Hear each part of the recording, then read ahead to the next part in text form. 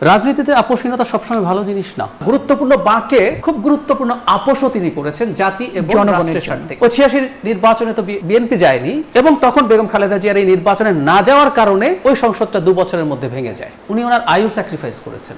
আমরা আপোষহীন নেত্রী বেগম খালেদা জিয়াকে বলছি আসলে তার কতগুলো গুরুত্বপূর্ণ বাঁকে আপোষহীনতার জন্য। রাজনীতিতে আপোষহীনতা সবসময় ভালো জিনিস না। বেগম খালেদা জিয়াকে আপোষ করেননি, করেছেন। তার মানে আমরা এটা বলতে চাইছি উনি সারাক্ষণই স্টাবর্ন হয়ে বসে থাকবেন। আমি একটা উদাহরণ দিই। তত্ত্বাবধায়ক সরকারের জন্য ৯৪ সাল থেকে আওয়ামী লীগ আন্দোলন শুরু করে। বিএনপি ৯১ সালে যেবার প্রথমবার প্রাইম মিনিস্টার হয়েছিলেন খালেদা জিয়া, তিনি প্রথমে এটা অ্যাগ্রি করছিলেন না, কিন্তু একটা পর্যায়ে কিন্তু তিনি অ্যাগ্রি করেন। উনি একটা নির্বাচনের সমালোচনা করা হয় ১৫ই ফেব্রুয়ারি ভোটারবিহীন নির্বাচন। ওই নির্বাচনটা করতে হতো কারণ সংবিধান সংশোধনের জন্য ২/৩ যে সদস্য দরকার সেটা তখন ছিল না, আওয়ামী লীগ রিজাইন করে ফেলেছে। উনি নির্বাচনটা করলেন, করে তো উনি শেখ হাসিনার মতো করতে পারতেন। আপনার নিশ্চয়ই মনে আছে ১৪ সালের ৫ জানুয়ারি নির্বাচনের আগে শেখ হাসিনা বলেছিলেন এটা নিয়ম রক্ষার নির্বাচন। কিন্তু নির্বাচনটা করে ফেললেন যেখানে বিরোধী দল ছিল না, ১৫৩ সিটে আগেই সবাই নির্বাচিত হয়ে গেছে বিনা প্রতিদ্বন্দ্বিতায়। তারপরে ক্ষমতা ছাড়লেন না, ৫ বছর থেকে গেলেন। বেগম খালেদা জিয়া কিন্তু জনদাবির কাছে আপোষও করেছেন। এই আপোষ কিন্তু সুন্দর। আমাদের একটা কথা মাথায় রাখতে হবে, গণতন্ত্র মানে প্রয়োজনে রাষ্ট্রের স্বার্থে জাতির স্বার্থে আপোষ করা। বেগম খালেদা জিয়া যদি ১৫ই ফেব্রুয়ারি নির্বাচনের পর ওনার হাতে তো দুর্নীতি ক্ষমতায় চলে এসেছেন, তখন পুলিশ দিয়ে বাহিনী দিয়ে আবার টিকে থাকতে চাইতেন।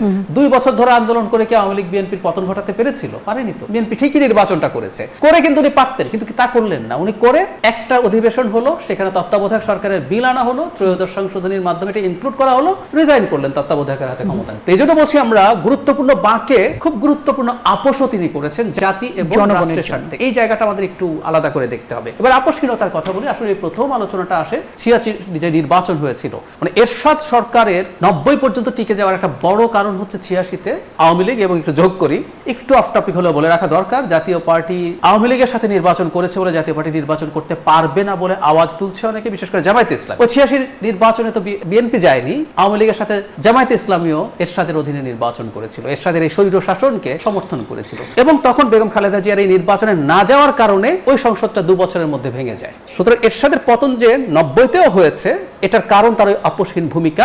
আবার এটাও বলবো, সবাই যদি তার মতো সিদ্ধান্ত নিতেন, এরশাদ সম্ভবত ৯০ পর্যন্ত টিকে থাকতে পারতেন না। পরবর্তী সময়গুলোতে খেয়াল করবেন, ১/১১ যখন হয়, শেখ হাসিনা কিন্তু পালিয়েছিলেন। ওনার পালানোর ধাত আসে আসলে, উনি চিকিৎসার নাম দিয়ে পালিয়ে চলে গেলেন। ঠিক তখন অবিশ্বাস্যভাবে আমরা দেখলাম, আমার তাদের সময় আমরা খুবই ছোট, কিন্তু এটার সময় আমরা যথেষ্ট বড় হয়েছি, বুঝতে পারি পলিটিক্স। তিনি বিদেশে যেতে রাজি হলেন না, জানিনি প্রচন্ড চাপ তখন ১/১১ সরকারের। ওনার এই আপোষহীনতার কারণেই কিন্তু পরে দেখা গেল শেখ হাসিনা সাহস পেলেন, তিনি ফিরে আসলেন। ওনারা ফিরে আসায় বা থাকায় আমাদের সব ক্রিটিসিজমের পরও এই যে একটা বিরাজনীতিকরণের একটা চেষ্টা তখন ছিল, সেটা কিন্তু ব্যর্থ করে দেওয়া গিয়েছিল। সর্বশেষ শেখ হাসিনার বিরুদ্ধে যে সর্বশেষ লড়াই ১৫ বছরে, ১৮ সালের নির্বাচনের আগে যখন তাকে জেলে নেওয়া হয়, জেলে কেন নেওয়া হয়েছে? আসলে নিয়েছেন কারণ উনি শেখ হাসিনার কথা শোনেন নাই। উনি শেখ হাসিনার সাথে একটা আন্ডারস্ট্যান্ডিং এর নির্বাচন, ঠিক আছে তোমাকে ৩০, ৪০, ৫০টা সিট দেবো, ওগুলো নিয়ে তুমি আমাকে মেনে চলো, আমি ৪১ পর্যন্ত থাকি, তুমি আমার সাথে এভাবে থাকো, এই তো।